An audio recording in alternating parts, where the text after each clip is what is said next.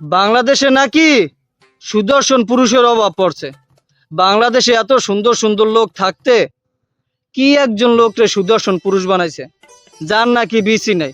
হায় রে বাংলাদেশের মানুষ, আরো কত কিছু না দেখতে হবে বাংলাদেশে।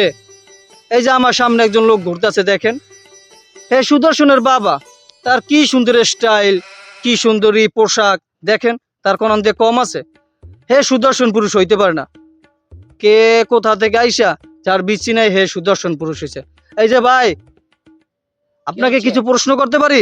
অবশ্যই করো, একটা না 10টা করো, সমস্যা নাই। এই যে ভাই, আপনি এই যে এত সুন্দর সুন্দর পোশাক কোথা থেকে পান? এত পোশাক কোথা থেকে আসে?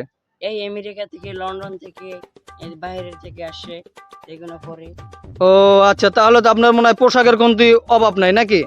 কোনো অভাব নাই, ছোটবেলা থেকে অভ্যাস, একটা পোশাক বারবার পরি না। হ্যাঁ, বিভিন্ন রকমের দামি দামি পোশাক পরি আমি। ও আচ্ছা, তাই। ভাই যদি মনে না কিছু আর কিছু প্রশ্ন করতে পারি? কারো সমস্যা নাই। এই যে ভাই, আপনার গলায় যেটা হীরার নেকলেস দেখা যাচ্ছে, এটা যদি প্রাইসটা বলতেন, বাংলাদেশের মানুষ একটু শুনতো।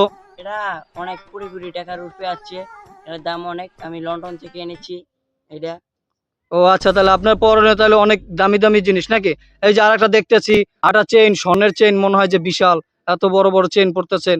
আপনার এত বিজনেস কোথা থেকে আসে একটু যদি বলতেন। আর এটা আমেরিকা থেকে আসছে, আমেরিকা আমার বাড়ি আছে, 10-12টা ফ্ল্যাট আছে।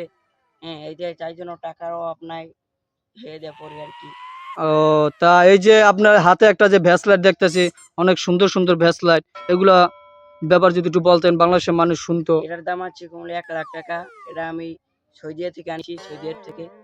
ও আচ্ছা, তাই।